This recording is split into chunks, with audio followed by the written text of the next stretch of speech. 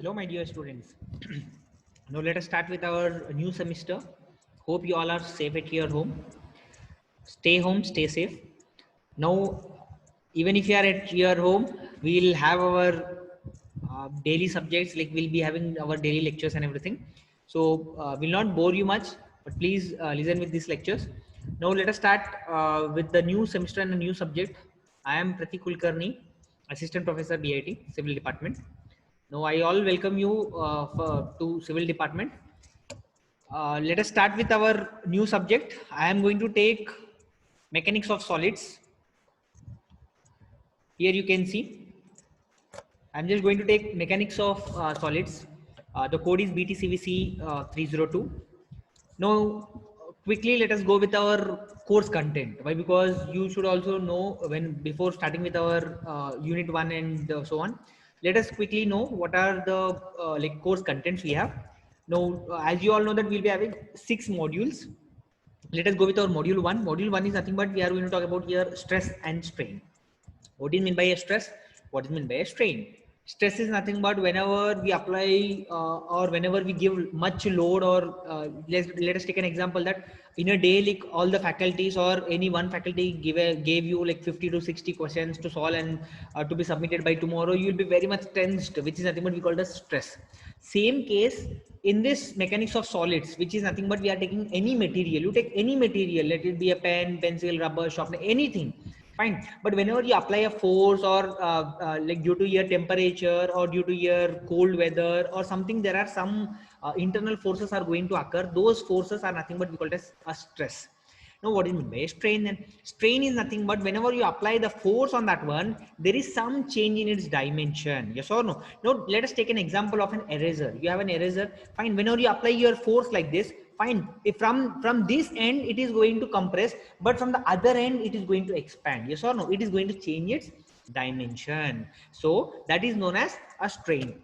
Now let us come with our next module. Module 2 is nothing but we are going to talk about here axial force, shear force and the movements. What is meant by a axial force or what is meant by a shear force and what is meant by a movement? These all diagrams we have to draw. Whenever you apply the loading on a beam, find how it is going to fail or where you will be having the maximum shear force or where you will be having the maximum bending moment. These are the diagrams we call SFD and BMD, shear force diagram and bending moment diagram. Now let us come with our module 3. Module 3 is nothing but we are going to talk stresses in a beam. What are the different stresses we have? Like let us take an example in a cylindrical a column or a rectangular column, how the stresses are going to occur, what is the shear force in that, what is the bending moment in that, like we should have the derivation between the stresses and strains, and even here we are going to talk about the torsional stresses. What are the different torsional stresses which are going to have on a power or a shaft? So these are all we are going to talk about here module 3. Now let us come with our module 4. Module 4 is nothing but we are going to talk about a column and a strut. I think everyone you know what is meant by a column. Column is nothing but a in your house you can see a pillar we call. Yes or no? जो pillar आप बोलते हो that one we call it as a column. Now what is it mean by a strut? Strut is nothing but the if you take an example of a column and a strut, column will be your vertical member जो straight रहता है, that member we call it as a column. But the same vertical member if you place it horizontally, if I place that vertical member into horizontally, that member we call it as a strut. So this is the basic difference between a column and a strut. Now let us go with the next module, which is nothing but a module 5. We have combined stresses, or here if you talk, we are going to talk about principal stresses we call. The basic we are going to talk about a principal stress. In this principal stress, like how whenever the inclined, if you take any inclined member, fine, if this is an inclined member, a force is acting on this inclined member, what are the forces are going to occur, and where we have zero like shear force we have, this all comes into your principal stresses. And to even solve with this one, we have more circle method, we have a graphical method, we have analytical method. Analytical method is nothing but we are going to use formulas, use the formulas and solve the member to find out its stresses. Similarly, we even have an graphical method known as Morse circle method. Fine, this is a graphical method we have. And the last but not the least, we have the module 6, which is nothing but the theory of failures. Here we have 5 different theory of failures we have. So from here we are going to see what are the 5 different theory of failures. Now students, let us go with our unit 1. Now, if you see with your unit one, but before going to start with your unit one, we know that unit one is stress and strain, but I just wanted to give the general introduction about what do you mean by like mechanics of solids or strength of material. Both are same, mechanics of solids or strength of material, the name is same. Now let us go with our introduction of our mechanics of solids. Now if you see with your introduction of mechanics of solids, as I have already informed you that whenever you take any member, if you take if this is a member we have, fine, let us take, I have a member this one. Whenever you apply a force on this one, see, if you see this one, if I apply a force on this one, there are some like stressors, or there are some forces induced in the material which you can't see, but there are some stresses induced in this material. But what is happening to this material? This material is going some deformation, yes or no? There is some deformation is happening. Why? It might be compressing or it might be an elongation. So there is some deformation is occurring in this material. So this deformation is resisted by the internal forces in the member. If this is a member is there, whenever you apply a force on this one, there are some force is being induced in this material. But what this material is doing, this material is trying to push it, push the forces whatever we are applying. That force is nothing but a resistive force, we call, yes or no? So this material is going to deform, but it is not going to deform. Why? Because there are some internal forces are there. That forces are known as resistive forces, which are going to help not to deform. So those resistive forces, if you take this resistance by which the material of body oppose the deformation, is known as strength of material. But this all should occur within a certain limit, which is nothing but it should occur within its Hooke's law. What do you mean by Hooke's law then? Hooke's law states that whenever we apply a force to a material, the stress should be equal to strain within its elastic limit. The best example I'll give you is about your rubber band. Take a rubber band, whenever you apply a force, fine, you just take a rubber band and try to pull it. Yes or no? It is going to expand. ये अभी expand हो रहा है ना, it is going to expand, fine, this is happy. But whenever you see carefully, whenever you're trying to expand it, the other dimension thickness is going to reduce. Yes or no? Yes, it is going to reduce. That is your strain. But whenever you apply your, whenever you have applied your force, that is your stress.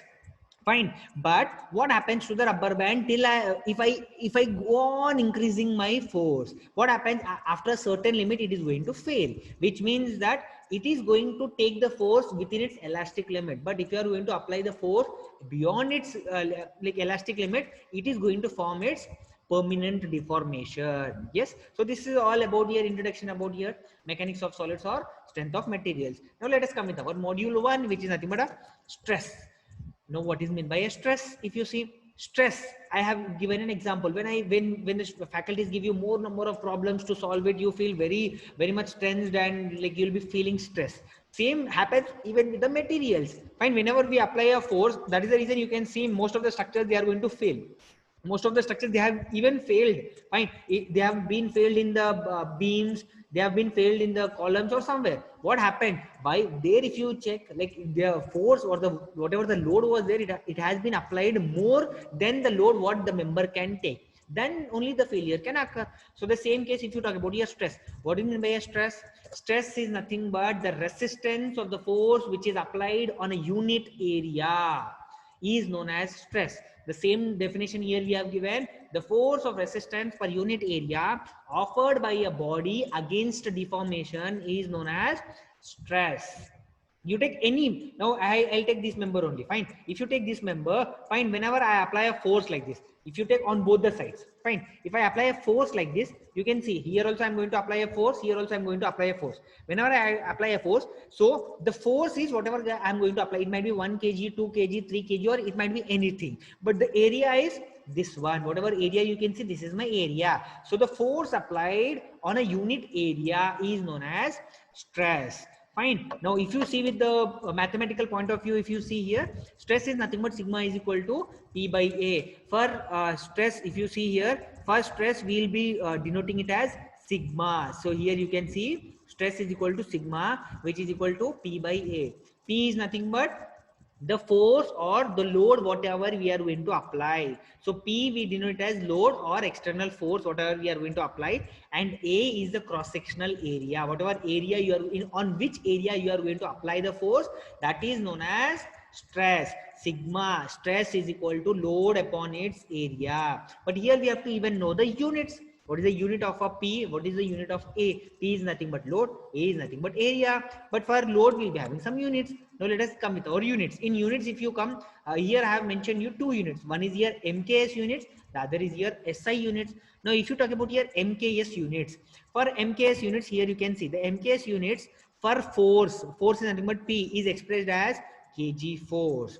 Fine. Similarly, the area is expressed as in meter square. So I can write the stress becomes kg4 upon its meter square, or I can write this meter as centimeter, then it will be kg force per centimeter square. Now similarly, if I take with my standard units, SI, standard Indian units, if you take standard international units, if you take this one, fine. So here I can express my force as Newton and the area as meter square. Then what it will be? It is 1 Newton per meter square. Here I have given 1 Newton per meter square. I can even convert my meter to centimeter, or I can even convert to mm. It is our wish. Now if I want to convert from meter to centimeter, I know that 1 meter is equal to 100 centimeter. But here if you see, it is meter square. 100 square, so 100 to square, so it will become 10 to the power 4. Fine, it will become 10 to the power 4 centimeter to the power square. If this 10 to the power 4 goes up, it is 10 to the power minus 4 Newton per centimeter square, or 10 to the power minus 6 Newton per mm square. Mm.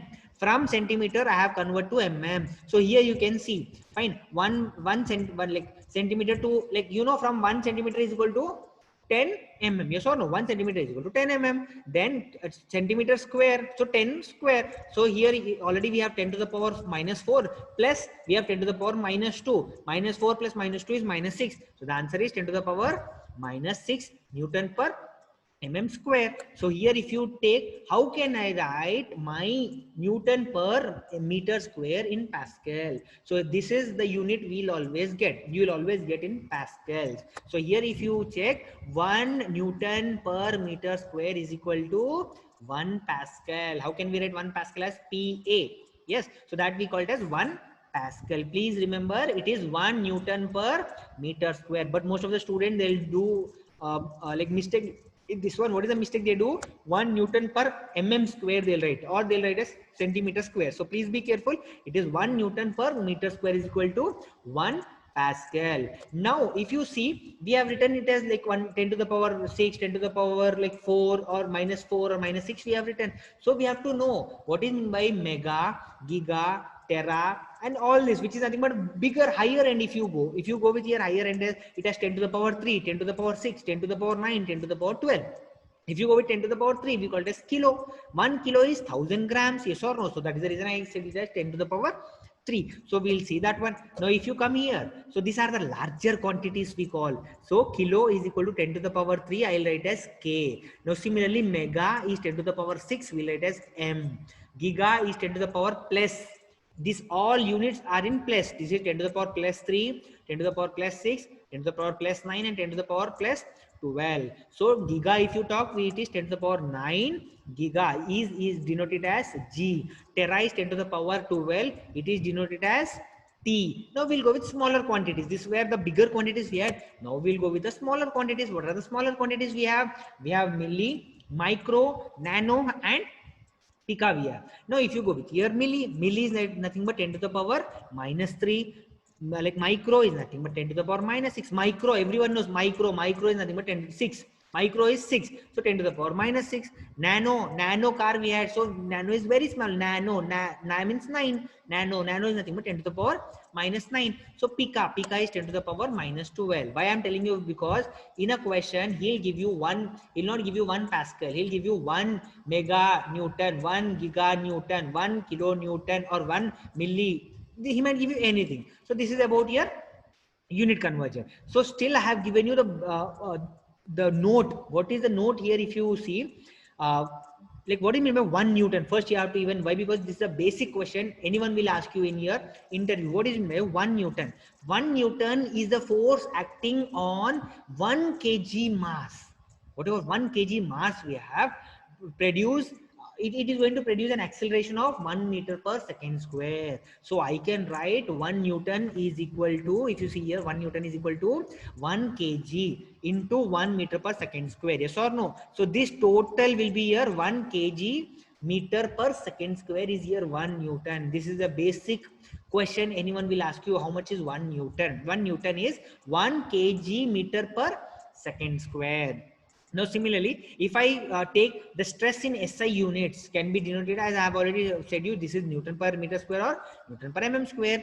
The stress 1 Newton per mm square, how can I write this one as? I can write as 10 to the power 6 Newton per meter square. Fine. Or you can even see here, I have mentioned it. Thus, 1 Newton per meter square is equal to 1 mega Newton. Mega is how much? Mega is 10 to the power 6. Here we have got 10 to the power minus 6, 10 to the power 6, and 10 to the power minus 6 will go. Then we are remaining with 10 like mega Newton per meter square. So thus 1 Newton per mm square is equal to 1 mega Newton per meter square. Same case, even if you take here, 1 Pascal is written as 1 PA and is equal to 1 Newton per meter square. Please be careful. You should know what is meant by 1 Pascal. How you have tried 1 Pascal, how you have tried 1 Newton. 1 Pascal is 1 Newton per meter square. Then how much is 1 Newton? 1 Newton is equal to 1 kg into meter per second square. So this is our important note you have to remember. Now let us come with our what are the types of stresses we have. We have learned about a stress. Now we'll come with types of stresses, we'll come with types of strains. Now if you come with your types of stresses, basic types of stresses if you come, there are 3 basically types of stresses we have. What are these 3 basic types of stresses we have? First one is here tensile stress, second one is here compressive stress, third one is here shear stress. So these are the 3 basic stresses we have. First one is here tensile stress. What is meant by tensile? Tensile is nothing but whenever you are trying to apply a force or whenever you are trying to pull it. Fine. Take any material and try to pull it. Fine. Whenever you try to pull it, that force we call it as a tensile force, and the stresses which are induced in the material are known as tensile stresses.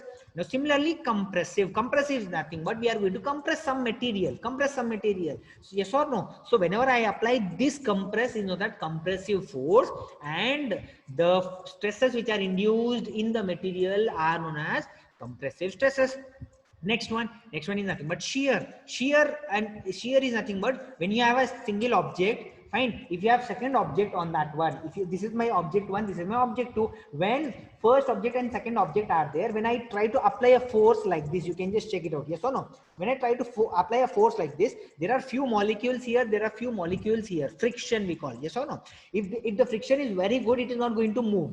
But when the friction is not there, smoothly it will move. Fine. So what is happening between these two? Shear. So this force or this stress is called as shear. So the stress is nothing but shear stress. Similarly, even if you talk about strains, same, we have 3 types of strains. First one is our tensile strain, second one is about here compressive strain, third one is about here shear strain, and we have one extra strain over here which is equal to here volumetric strain.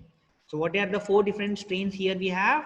First one is here tensile strain, second one is here compressive strain, third one is here shear strain, and we have an extra strain here we known as volumetric strain. Now let us go with our each and every stress and strain. Let us go with our first one. What is meant by tensile stress? Whenever I have already explained you that what is meant by tensile stress. Tensile stress is nothing but whenever you apply a pull, whenever you are trying to pull any object. Fine, you take any object and you try to pull it. If I take a pen, fine, I just took a pen, I'm just trying to apply a force. What I'm going to do, I'm applying a force, which means that I'm pulling it. I'm not pushing it. Yes or no? Whenever you try to pull the force, that force is known as a tensile force. And I just wanted to show you with the help of a photographical view. So here, if you see, here I have just applied. So here, if you see with the figure A, fine, what I'm going to do, I have just applied my force P here. I have applied my force P here. We just took section XX. Fine. So at this section XX, we just wanted to find out the stress. What is the stress induced at this section XX? So if you cut into two halves, so here you can see at point B and at figure C. At figure B, if you see, whenever you are going to apply a P force towards your left side, this member try to apply its force in its opposite side. So that is the reason we call it as resisting force. Similarly, if you go with here C, we are going to apply a force P towards your right side. I'm just going to apply my force towards my right side. Then the resisting force will be towards your left side. So if you combine these two, you can see with your figure D, I have just applied my force, yes or no, which means that I have applied my pulling force. Fine. Whenever you apply a pulling force, that force we call it as a tensile force. Fine. So if I want to calculate the stress at a section XX, at this section XX, I want to calculate. So this is the given we have. What is P? P is nothing but the pull or a force, whatever you have applied on that one. A is nothing but the area. L is nothing but what is the length of that one. Delta L is nothing but whenever you pull it, there might be some change in its length, yes or no. So this change in its length is nothing but there might be increase or 100% it will be an increase. So here that is the reason we have written increase in length due to the pull, where sigma is nothing but stress induced in the body. Similarly, E is nothing but a strain. Here we are going to talk both, not only tensile stress, here we are even going to talk about strain. Now let us come with our, as I have explained you here, we have just took an example of a material where we have applied a force, same here he has given. Now, if you see with here, what is meant by a tensile stress, how can I mathematically represent it? Now, if you see with here tensile stress, so tensile stress is equal to here force upon its area. Yes or no? As I have already explained you, it is force upon its area. But what is the force here? Here the force is a tensile load or a tensile force we have. So the same force here we have written. So tensile load upon its area. Similarly, if you talk about your strain, strain is nothing but what is meant by a strain? Strain, as I have already explained you, that there is some change in its dimension. Fine. The dimension is going to change. I have given you an example of a rubber band. You just take a rubber band, try to pull it. Whenever you try to pull it, fine. In this direction, it is going to expand. Yes or no? Fine. Yes. In this direction, it is going to expand. But if you see the thickness of that one, the thickness is going to reduce, which means that there is some change in its dimension. So strain is equal to change in its dimension upon its original dimension. What is strain? Strain is equal to change in its dimension upon original dimension. Now we'll take here what happened here. Whenever you try to pull a force like this, a P force, I'm just going to apply a force like this. So if this is my length L, fine. What is going to happen? It is going to expand, yes or no? So there is some change in its length. So that is the reason here I have written it as increase in length upon its original length. So increase in length, how can I write? I can write it as delta L or DL. So delta L is change in its length upon its original length. Now let us go with our second one. I think this is okay. Now let us come with our second one. What is meant by second one? What is second stress we have? We have compressor. First one was about here like tensile stress. I have just pulled it. Now what I'll do, I'll push it. Yes or no? The pushing force is nothing but compress. Yes or no? So we are doing a compressive force. Whenever you apply a force on a material, whenever you apply a compressive force, there are still some changes in a dimension. I'm not telling that there are no changes. I'm telling you that yes, there are still changes in the dimension. Yes or no? So whenever you apply a force like this, in this direction, if you see, fine, in this direction, if this is my length, fine, the length is going to decrease, but the width or the height is going to increase. Yes or no? There is some change in its strain, there is some change in its stress. So how can we represent that? Let us take an example here also. I'll show you a diagram. Fine, here what I have just applied my force on both the directions I have applied. Fine, sorry, this direction should be towards here right side. This is not towards left. It should be towards here right side. This is correct. Fine, this is towards left, this is towards right, it should be. Why? Because you are compressing, you have to compress the force. Fine. So I have just took an example of any member. Fine. You just take a wooden beam or a steel beam or rubber, anything. Whenever you apply a force like this, a compressive force, what is my main intention? At any section, here I have considered a section XX. So this is my section XX. So at a section XX, I just wanted to calculate my stress. I want to calculate my strain. Now, if you want to calculate my stress, and at any section you can take, I'm telling you, not only at this section, at any section you can calculate your stress and a strain. So I just took an example of this one. So when a force is applied like this, you just take, this is wrong. Fine. Whenever you apply a force like this, let me take a pointer. Fine. Here it was wrong. So I'll apply a force like this. Fine. Here I'll also apply a force like this. Fine. Now, if you see, if I apply a force like this, what is happening from here? There is some resistive force has to be there in the material, which we can't see, but it will be there in the material. Fine. So the same thing has happened. So whenever I apply a force here, there is some resistive force is going to there. Fine. So same case here also, if you take, there is a P load which is going towards your left side. So the resistive force should be towards your right side. Now, how can you write stress? How can you write strain? But if you see with your first case and second case, in the first case, I have written it as tensile stress or a tensile force. So here I'll write as a resisting or a push. Push is nothing but a compressive force. So again, I'll write as P upon its area. But same again, even if you say, take with your compressive strain, we have change in its length. It is going to compress whenever you apply force. Fine.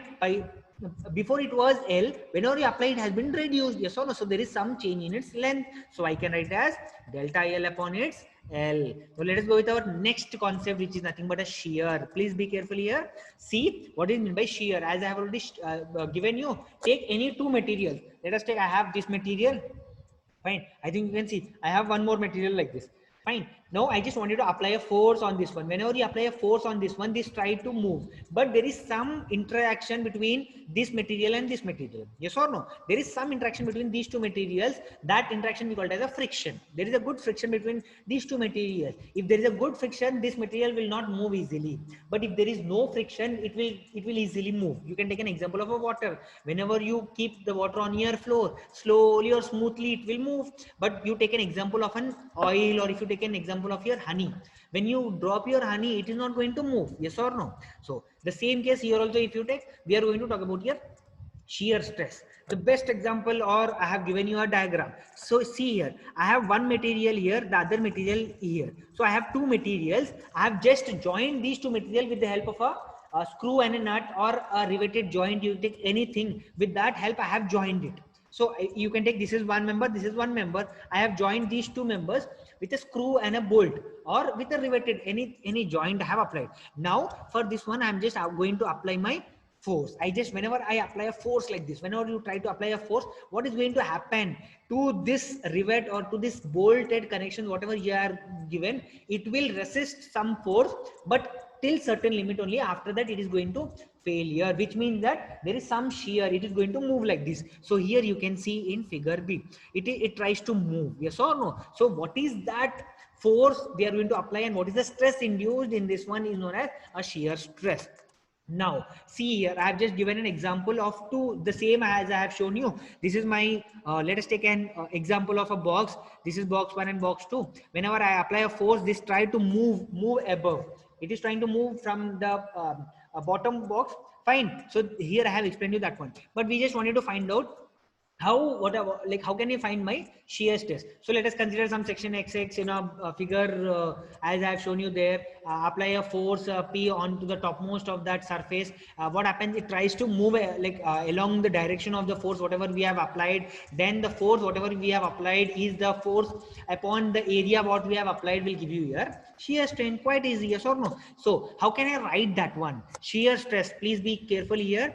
For compressive stress, for tensile stress, we take it as sigma. We denote it as sigma. But if you take about your shear stress, for shear stress, we take it as tau. Tau, we call this as tau, which is equal to shear stress upon its shear area. What is the area? Here you might be you'll have an area here. Yes or no? So here I have given area is L, length, whatever length we have, we took the L into 1 is the constant we took. So L into 1 meter or L into 1 mm you can take an example. So area is L into 1. So I can write R, it has load, which is nothing but the shear force whatever we have applied. So force is nothing but P upon its area. The same example, what happens whenever you apply the force on the member, this try to even deflect. Yes or no? So there is some change. This was the stress we have calculated, but there is some change even in its dimension is there. If you check it out. Yes or no? Previously I had A, B, C and D. Here if you check with your 1.4D, I had A, B, C and D before applying the load. But after applying the load on the topmost surface, if I apply my load, what is happened? The dimension has been changed to A, D1, like D1, C1 and B. And there if you check, there is some angular deflection we have. That is nothing but we call it as theta. Yes or no? Now if you want to calculate that shear strain, stresses we have calculated. Yes or no? Shear stress we have calculated. Now if you want to calculate your shear strain, we call it as phi. This is tau. Shear stress we call it as tau. Please be careful. Shear stress we call it as tau. For tensile stress, for compressive stress, we call it as sigma. For shear strain, we call it as, we'll take it as phi. That is known as phi, which is equal to like transitional like whatever displacement is there, d1. This is a change. Yes or no? You can accept this. Whatever change we have d1 will be equal to C1. Whatever change we have in d1 will be equal to my change in C1. Yes or no? So that is the reason you can take d1 or you can take C1. So we have made this d1 as delta L, which is nothing but the change in its length. So I can write phi is equal to dl upon its h. This was the h. For this h area, it is going to change for AD. AD only has been changed. Yes or no? AD has been changed to AD1. Yes or no? Previously it was AD. Now it has changed to AD1, but not AB. Please be careful. AB has not changed anything in its dimension. Not even AB, not even here DC. But what has changed? AD and BC has been changed. Yes or no? There is some change in its dimension. So that we can write it as shear strain, which is equal to here delta L upon its H. Now in the next class, we will go with our elasticity and elastic limit. Thank you.